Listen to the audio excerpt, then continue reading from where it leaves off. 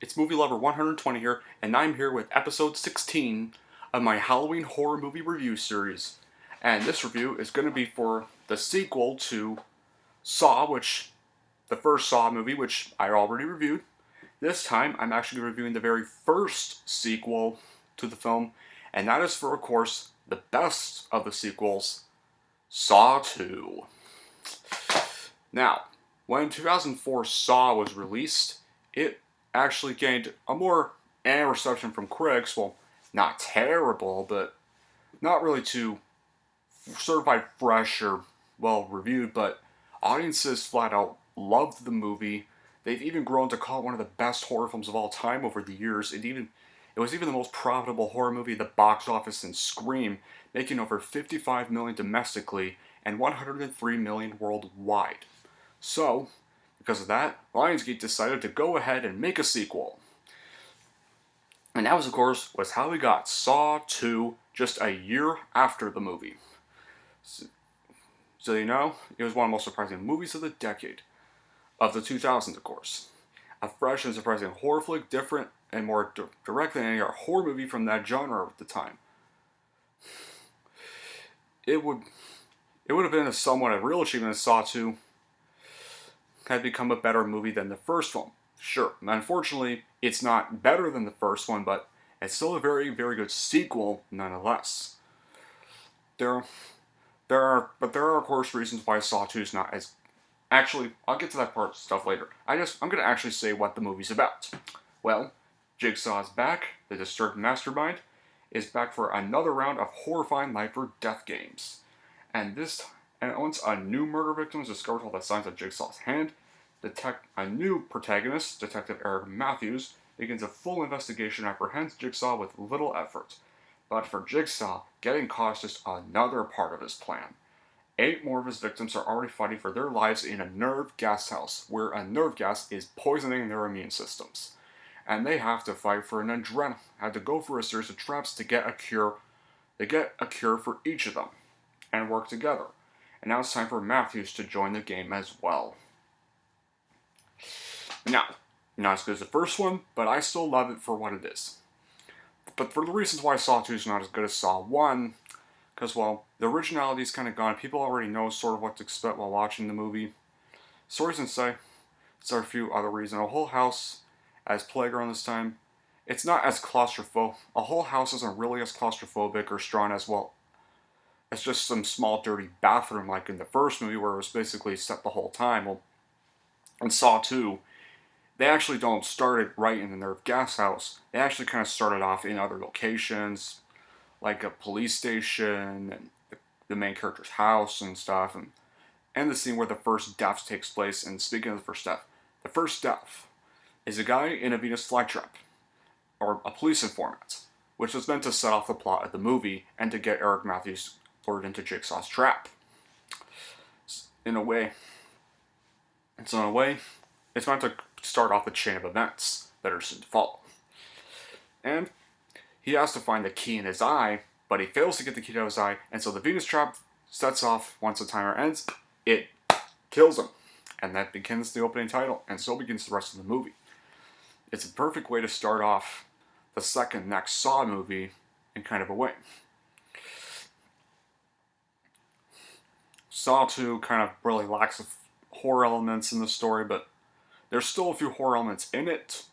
There's just not as much. In Saw 2, in Saw 2, there actually is a few more characters that participate in the games this time, while in the first one it was just 2 men trapped in a bathroom. This time it's 8 people trapped in a house, slowly being poisoned. Sure, it may not be a scary claustrophobic, but it's good that there's a few more characters this time around, and unlike just the 2 characters there were other characters in the first one, but they weren't part of that trap in the first one either. And I do like Jigsaw himself plays a far more prominent role in the movie this time, and you want to know what's actually good? What I really love is we get to know more about Jigsaw in this movie and know why he became the killer Jigsaw. So, you all know his real name, of course, is John Kramer, was diagnosed with cancer and died soon, so he attempted suicide hoping he would die from it.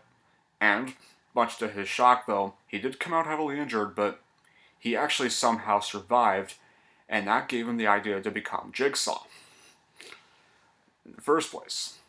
And, of course, well, he's not really a killer, specifically. He's more of a guy that just kidnaps, well, bad people who despise life in general, and puts them for traps in order to make them appreciate life, and that kind of makes him a very good horror villain, in a way. Now, people often call it the one that started torture porn, but really, Saw 3 is kind of the one that really starts off the torture porn, and it does rely on a few gory elements, but there are a few moments that, and other flaw it has is that, well, it may not be connected as much to the first one. It kind of feels more like a separate film, but there are some elements from the first one still in it. It's like Amanda remembering her time in the reverse bear trap, which is kind of a few sequel moments, and we do get to return to the bathroom near the end of the movie, so that's at least a good sign. We see like the outcome of it. We see like Adam's corpse and Zepp's corpse and Dr. Gordon's severed foot. So thankfully they at least include those in there. It's not too much of a sequel.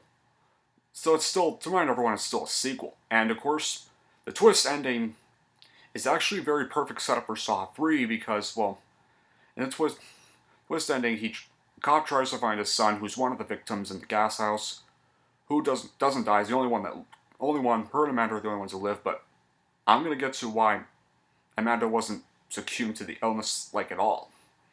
Because, well, as the cop enters the bathroom looking for his son, he gets knocked out by a pig-masked figure, and then wakes up chained to a pipe, much like the men in the first film,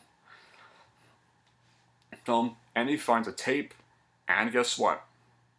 It's that voice on the tape is none other than Amanda, who's revealed that she's going to be taking on the Jigsaw work after John dies. And so she then, and that Eric, aka that's the cop's name, guys, and the protagonist in the film, is her first victim, and is going to leave him, and is actually going to be left to die in the bathroom, much like how Adam was in the first one.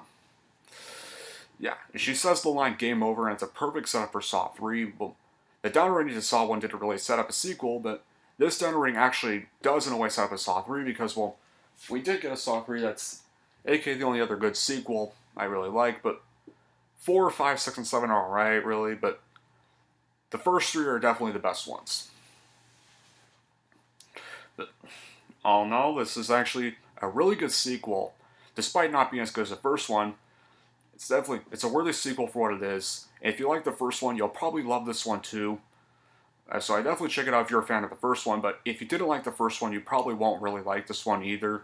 So, anyway, how would I rank it? Well, here's how I would rank it. I am going to give Saw 2 an 8 out of 10. And, well, that pretty much wraps up my review for Saw 2. So now that Saw 2's put away, here's what I'm going to be reviewing next. This is the one I've been long waiting to talk about, the sequel I was so excited to do, because this is my all-time favorite horror sequel of all time, and it's my favorite film in this franchise, and that, of course, is for Evil Dead 2: Dead by Dawn. Oh yeah, that's going to be the next review, guys. I'm so pumped. That is still one of my, because that is my favorite Evil Dead film in the series. Army of Darkness is also good, but this is a better sequel, really, so I'm going to be so pumped to talk about this sequel. But anyway, guys, that'll be it for this review. Thank y'all for watching, and if you'd like to see more, and don't forget to like and subscribe to Movie Lover 120.